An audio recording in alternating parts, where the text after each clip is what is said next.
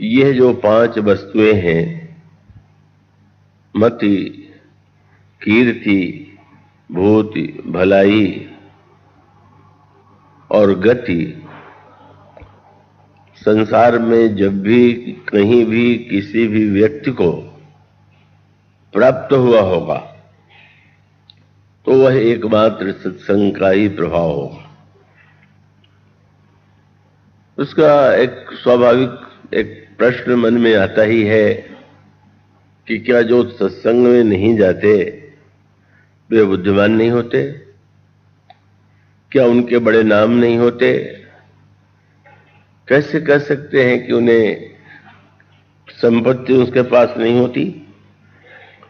जहां तक भलाई की बात है, ऐसा भी लग सकता है कि ऐसे लोगों के जीवन में सब कुछ भला ही भला तो है। और जहां तक गति की बात है, वह तो एक विश्वास का विषय है कि मरने के बाद किसकी व्यक्ति की गति कैसी होगी।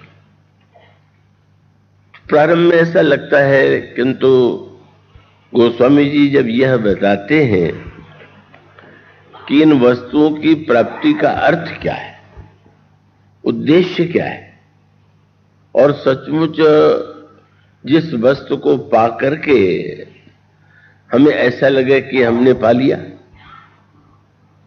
पा लेने के बाद जिसे हमारे मन में ये भय न सतावे कि कहीं ये खो न जाए, या पाने के बाद ऐसा न हो कि पाने के पहले हमारे मन में जो कल्पना रही हो कि यह वस्तु जब मिल जाएगी तो बस इससे बढ़ करके हमारे लिए आनंद का कोई क्षण ही नहीं होगा।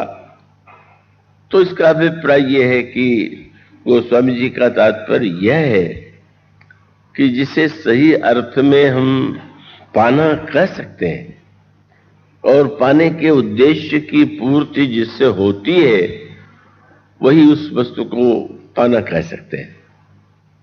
रावण ने सीता जी को पा लिया लगा, लेकिन परिणाम क्या हुआ? सीता जी यदि मूर्तिमान शांति है तो उनके आने से तो लंका में शांति छा जानी चाहिए, पर उनके आ जाने के बाद जितनी अशांति लंका में हुई उतनी अशांति तो उससे पहले कभी नहीं थी। सीता जी यदि लक्ष्मी है, यदि सीता जी शक्ति है, तो रावण के जीवन में तो उसका प्रतिकूल ही परिणाम हुआ। तो इसका अर्थ यह है कि उस प्राप्ति का जो वास्तविक तात्पर्य है, जो स्वरूप है, वह उसके जीवन में नहीं। इस दृष्टि से विचार करके देखें मति के संदर्भ में ही, क्योंकि सबसे महत्वपूर्ण वस्तु तो व्यक्ति की बुद्धि ही है। और आप ये देखते हैं मनोविज्ञान कि आपके लिए अगर कोई ये कह दे कि भाई इनकी अपेक्षा वो बलवान है, तो आप सरलता से मान लेते हैं, हाँ भाई मेरे पास शक्ति कम है। और धन के विषय में भी व्यक्ति है स्वीकार कर लेता है। लेकिन ये एक ऐसी वस्तु बुद्धि है कि जिसके विषय में कोई व्यक्ति अपने आप में कमी मानना ही नहीं चाहता। अगर किसी से कह दिया जाए कि तुम्हारी बुद्धि तो इनकी तुलना में बड़ी हीन है, तो उसे बुरा लग जाता है। इसका अभिप्राय है कि बुद्ध के प्रति ही हमारे जीवन में सबसे महत्व की धारणा है। पर गोस्वामी जी ने एक नई दृष्टि दी है, और वो रामायण के कुछ पात्रों के साथ उन्होंने मंदमति शब्द का प्रयोग किया है, विशेषण का प्रयोग किया है। मंदमति का अभिप्राय है जिसकी बुद्धि जो है मंद है, जो ग्रहण करने में सक्षम नहीं है, जिसे कोई बात याद नहीं रहती, तो हम उसके लिए कहते हैं यह तो बड़ा मंद बुद्धि का है। पर रामायण में 2 प्रकार से इस शब्द का प्रयोग किया गया है। कुछ पात्र तो ऐसे हैं जो स्वयं को मंदमति कहते हैं, और उन पात्रों में स्वयं गोस्वामी जी हैं और स्वयं साक्षात भगवान शंकर के अवतार हनुमान जी हैं। गोस्वामी जी बार बार ये कहते हैं कि मैं तो बड़ा मंद बुद्धि का हूं। जब वे श्री शंकर और पार्वती के विवाह का वर्णन करते हैं तो वे कह देते हैं कि छवि खान यह जो विवाह है का वो तो वस्तुतः श्रेष्ठ शारदा के लिए भी अशक्य है वर्णन करना, तो मंदमती तुलसी कहाँ। तो मनो गोस्वामी जी कहते हैं कि मैं मंदमती हूं, और स्वयं प्रभु और श्री हनुमान जी का जब मिलन हुआ और प्रभु ने एक अनोखे अभिनय का परिचय देते हुए हनुमान जी से पूछा कि ब्राह्मण देवता आप अपना परिचय दीजिए। उस समय हनुमान जी ब्राह्मण के वेश में प्रभु का रहस्य जानने के लिए आए हुए थे। सुग्रीव ने उन्हें यह काम सौंपा था कि कहीं ये वाली के भेजे हुए को मारने के लिए तो इस दोनों राजकुमार नहीं आ रहे। संवाद के बाद अनजान बनते हुए प्रभु ने कहा कि ब्राह्मण देवता, मैंने तो आपको अपना परिचय बता दिया। मैं अयोध्या के राजा का पुत्र हूं, मेरा नाम राम है और मेरे छोटे भाई का नाम लक्ष्मण है, और मेरे साथ मेरी सुंदरी पत्नी थी, पर वन में उनका किसी ने हरण कर लिया। कौशले दशरथ के जाए, हम पितु वचन मान बन आए। नाम राम लक्ष्मण दो भाई, संग नारी सुकुमारी सुहाई। यहाँ हरि निश्चर भजेहि, खोजत विप्र फिरहि हम तेहि। मेरी पत्नी का किसी निशाचर ने हरण कर लिया है, ब्राह्मण देवता, मैं उन्हें खोजता फिर रहा हूं। और उसके बाद हनुमान जी तो प्रभु को पहचान लेते हैं, पर अनोखी बात यह थी कि प्रभु ने न पहचानने का अभिनय करते हुए हनुमान जी से पूछ दिया, मैंने तो आपको अपना चरित्र सुना दिया, अब आप भी तो अपना परिचय दीजिए। और हनुमान जी ने अपने लिए सबसे पहले मंद शब्द का प्रयोग किया। एक मंद में मोह बस, कुटिल हृदय ज्ञान, पुनि प्रभु मोह विशारेउ, दीन बंधु भगवान। तो ये कुछ पात्र तो ऐसे हैं जो स्वयं को मंदमति मानते हैं, और कुछ पात्र ऐसे हैं कि जो अपने को सबसे बड़ा बुद्धिमान मानते हैं। जो अपने को मंदमति मानते हैं, मानस की धारणा है कि वे धन्य हैं, और जो मंदमति होते हुए भी अपने को बहुत बड़ा बुद्धिमान मानते हैं, वो वस्तुतः सही अर्थों में वे बुद्ध के स्वरूप को यदि समझ पाते तो ऐसा दावा न करते। दो इसके तात्पर्य का, एक तात्पर्य है कि बुद्ध का कार्य क्या है। बुद्ध का कार्य जानना है, समझना है, पर उसके साथ साथ यही जानना केवल महत्वपूर्ण नहीं है कि आप कितना जानते हैं। आपको साथ साथ यह भी जानना चाहिए कि कितना आप नहीं जानते, क्योंकि जब आपका ध्यान इस ओर जाता है कि मैं ये जानता हूं, तो आप में अभिमान होना स्वाभाविक है। पर जब व्यक्ति को ये ध्यान जाता है, जिस ओर ध्यान चला जाता है कि कितना मैं नहीं जानता, तो उसको लगने लगता है कि मैं क्या जानता हूं। तो उसका अभिप्राय यह है कि अपने आप को मंद बुद्धि मानना, मंद मानना, इससे बढ़कर के कोई बुद्धिमत्ता नहीं होगी। हम यह समझ लें कि व्यक्ति के जीवन में बुद्धि सर्वश्रेष्ठ होते हुए भी बुद्धि की एक सीमा है, और उस सीमा के बाद का बुद्धि जो है, मानो हमको प्रेषित कर देती है उस दिशा में, और जहां वह बता देती है कि इसके बाद हमसे आपकी सहायता नहीं कर सकते, और वह संकेत आपको मानस के प्रसंगों में मिलेगा। का एक प्रसंग तो वह है जहां श्री हनुमान जी महाराज जनक नंदिनी सीता का पता लगाने के लिए लंका में जा रहे हैं। आध्यात्मिक अर्थों में सीता जी मूर्तिमती शांति है। शांति सीता समानीता आत्मा रामो विराजते, लंका स्वर्णमयी नगरी है, वैभव है, सामर्थ्य है, पांडित्य है, बल है, सब कुछ लंका में तो दिखाई देता है। हनुमान जी यह पता लगाने के लिए आए हैं कि यहां शांति देवी कहां है। और ये तो सभी के जीवन का प्रश्न है कि जहां बड़ी समृद्धि है, वहां सोना है, सत्ता है, सचमुच क्या वहां पर जीवन में शांति है क्या? मानो हनुमान जी की खोज क्या है? शांति की खोज। और कौन ऐसा व्यक्ति है जो शांति नहीं पाना चाहता?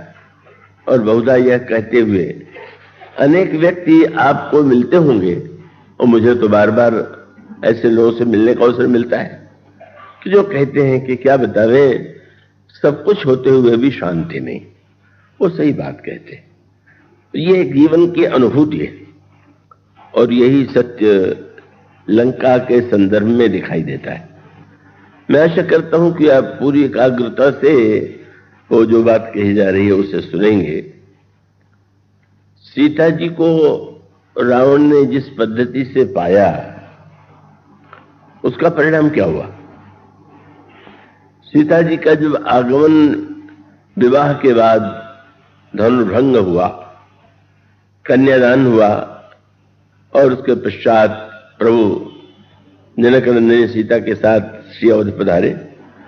तीनों भाई और उनकी जो पत्नियां हैं वह भी उनके साथ आई। तो लंका अयोध्या में चारों ओर आनंद की बाढ़ आ गई। और माताओं ने जब दोनों इन चारों राजकुमारों और चारों वधुओं को देखा तो उन्हें कैसा आनंद आया, इसके लिए गोस्वामी जी को जैसे लगता है कि कोई शब्द ही नहीं मिल पा रहा, वाक्य ही नहीं मिल पा रहा। एक वाक्य कहते कहते वो और दूसरी बात कहते हैं। गोस्वामी जी की उन पंक्तियों को जो रामायण पढ़ते होंगे, और मैं आपसे अनुरोध करूंगा कि आप रामायण के यदि पूरा आनंद लेना चाहते हैं और प्रवचन को भी पूरी तरह समझना चाहें तो आप रामायण का पाठ अवश्य करें, रामायण को पढ़ें। उससे आपका आनंद अत्यधिक बढ़ जाएगा। गोस्वामी जी ने कहा जिसमें माताओं ने चारों राजकुमार और चारों राजकुमारियों को देखा, कैसा आनंद आया। और तब उन्होंने लिखा, पावा परम तत्व जन योगी। जैसे योगी ने परम तत्व पा लिया हो, और परम तत्व को पाकर के उसको जैसे आनंद की अनुभूति हो रही हो, वैसी अनुभूति कौशल्या अम्बा और माताओं को हो रही। पर इतने से ही संतोष नहीं होता। फिर वो दूसरा वाक्य लिखते हैं, अमृत लहऊ जनु संतत रोगी। जैसे कोई व्यक्ति न जाने कब से रोग से ग्रस्त हो और उसे अमृत मिल जाए और अमृत से उसके सारे रोगों का नाश हो जाए, उसको जैसे आनंद की अनुभूति होती है उन्हीं होगी, वैसा आनंद माताओं को आ रहा है। पर इसके अभी आगे वे बढ़े, पावा परम तत्व जन योगी, अमृत लहऊ जनु संतत रोगी, और जन्म रंक जनु पारस पावा। जैसे कोई प्रारंभ से जीवन से ही दरिद्रता के कष्ट भोग रहा हो, उसे पारस मिल जाए। पर यही नहीं रुक जाते, वे कहते हैं कि जन्म रंक जनु पारस पावा, अंधा ही लोचन लाभ सुहावा। जैसे किसी अंधे को आंखें मिल गई हों, वैसा आनंद आया। और इससे भी आगे बढ़कर के वे कहते हैं, मूक बदन जन सारद छाई। जैसे किसी गूंगे को वाणी मिल गई हो, जो कभी नहीं बोल पाता था, आज बोलने में समर्थ हो गया हो। और फिर अंत में कहते हैं, मानव समर सूर जय पाई। जैसे किसी योद्धा ने विजय प्राप्त कर लिया हो। इन छठ को प्रस्तुत करने के बाद गोस्वामी जी से कहा गया कि अच्छा चला, अब कम से कम 6 के बाद आपको संतोष तो हो गया, तो अब बताइए इन 6 के समृद्ध सुख की तुलना किससे की जा सकती। लेकिन गोस्वामी जी को संतोष तब भी नहीं हुआ, और उन्होंने कहा कि देखो भाई, ये 6 तो मैंने गिना दिया, पर इच्छा को अगर 100 करोड़ से गुणा कर दो तो जितना सुख मिलना चाहिए उतना मिला। यही सुख ते सतकोट गुण पावहि मातो आनंद, भाइन सहित विवाही घर आए रघुकुल चंद। प्रभु श्री रामभद्र के विवाह के पश्चात आनंद की जो बाढ़ अयोध्या में आई, वो इन शब्दों में गोस्वामी जी के आपके समक्ष प्रस्तुत किया गया। पर जब उन्हीं जनक नंदिनी सीता को रावण लाता है, और वही जिसमें शब्द है मत की रति गति भूति भलाई, जब जेहि जतन जहां जही पाई, चोरी के द्वारा छल के द्वारा साधु का वेश बना करके अगर वह लंका में ले आता है, तो क्या इस प्रकार के आनंद में से कोई भी आनंद उसे मिला? और इसका उत्तर है कि सत्य तो ये है कि इसको उलट दीजिए। अयोध्या में उनके आगमन से जो महानतम आनंद की स्थिति आई, ठीक उससे प्रतिकूल स्थिति लंका में आ गई। बड़े विस्तार से अलग अलग प्रसंगों में गोस्वामी जी ने उसका उल्लेख किया है। उस पूरे प्रसंग को दोहराने का समय नहीं है, क्योंकि पूरे प्रसंग की व्याख्या संक्षेप में अन्य 7 दिनों में 6 दिनों में हो जाए, इसलिए उसे मैं विस्तार नहीं देता। पर गोस्वामी जी ने एक सूत्र लिखा, और बड़े महत्व का सूत्र है। रावण क्या है? पर गोस्वामी जी ने रावण के लिए जो शब्द प्रयुक्त किया, वह शब्द उन्होंने चुना। रावण को हम अगर योगी भी कहें, क्योंकि योग की जो क्षमताएं हैं उसके जीवन में है, बड़ा ही एकाग्र मन वाला है, चाहे जितना अपने संकल्प से मन को एकाग्र कर लेता है। और जब वो रूप परिवर्तन करता है तो रूप परिवर्तन तो बिना एकाग्रता के होगी ही नहीं। तो ऐसी स्थिति में योग की समस्त विशेषताएं रावण के जीवन में दिखाई देती। और दूसरे 2 योगी रामायण में और हैं। एक है श्री भरत और दूसरे हैं महाराज श्री जनक। इन दोनों को भी योगी बताया गया। महाराज जनक के लिए भी यही वाक्य पढ़ने को मिलेगा, प्रणवो परजन सहित विदेहु, जाहि राम पद गूढ़ सनेहु, जोग भोग मह राख्यो गोई, राम विलोकत प्रगटे सोई। महाराज जनक ऐसे योगी हैं कि बाहर से देखने में भोगी ही लगते थे, पर वो अंतःकरण से योगी थे। कुछ लोग बाहर से योगी प्रतीत होते हैं, भीतर से भोगी होते हैं। और वे महाराज जनक का संबंध किससे है? सीता जी से। सीता जी कौन है? अभी प्रारंभ में बात कही, आशा है आप सो करके खो नहीं रहे होंगे। और वो यही है कि सीता जी मूर्तिमती शांति है, और जनक ने सबसे पहले उन्हें पा लिया। जनक निष्काम कर्मयोगी है, लोक कल्याण को छोड़ करके उनके जीवन में और कोई कर्म नहीं, महान ज्ञानी है। ऐसे योगी जनक को बिना प्रयास के ही हल चलाते हुए सीता जी की प्राप्ति हो गई। तो मानो जो निष्काम है का त्यागा शांति अनंतरम कह करके कहा गया है। जहां निष्कामता है, जहां त्याग है, वही शांति है। और ये जनक के जीवन में प्रत्यक्ष है। और इसीलिए आप ये देखेंगे कि जनक नंदिनी सीता को पाने के बाद उन्होंने उनसे जिस भावात्मक नाते को जोड़ा, वो कौन सा नाता है? पुत्री के रूप में उन्होंने देखा, और पुत्री के रूप में देखने के बाद उनकी यही आकांक्षा है कि यह पुत्री समर्पित की जाए। और बाद में महाराज श्री जनक धनुष यज्ञ करते हैं, उसके द्वारा उस वर की योग्यता की परीक्षा लेते हैं जो जानकी जी के साथ विवाह करने के योग्य हो। श्री राम के द्वारा जब धनुर्भंग होता है तो इस महान योगी को परमानंद की प्राप्ति होती है। क्यों? उन्होंने सीता जी को श्री राम के प्रति अर्पित कर दिया। गोस्वामी जी ने जो लिखा, जब विवाह हुआ तो गोस्वामी जी ने उसको योग की दृष्टि से भी देखा। रामायण एक ऐसा महान ग्रंथ है कि आप उसको कई कई रूपों में, कई दृष्टियों से आप उसके सही अर्थ को समझ सकते हैं। उनका एक योगी की दृष्टि से भी उसकी व्याख्या की। उनका जनक का यह मंडप जिसमें विवाह हुआ, ये सभी जीवों का अंतःकरण जो है, उस अंतःकरण में अगर वैसा मंडप आप बना सकें जैसा मंडप महाराज जनक ने बनाया, और उस मंडप में वह विवाह चारों भाइयों का संपन्न हो जाए, तो इसमें कोई संदेह नहीं कि जीवन की जो चरम स्थिति है, कृतकृत्यता है, सिद्धि है, आपको मिल जाएगी। और इसीलिए गोस्वामी जी ने लिखा, चारों राजकुमार अपनी पत्नियों के साथ मंडप में विराजमान हैं। और गोस्वामी जी क्या लिखते हैं? सुंदरी सुंदर वर्ण सह सब एक मंडप राजही, जनु जीव उर चारु अवस्था विभुन सहित विराजे।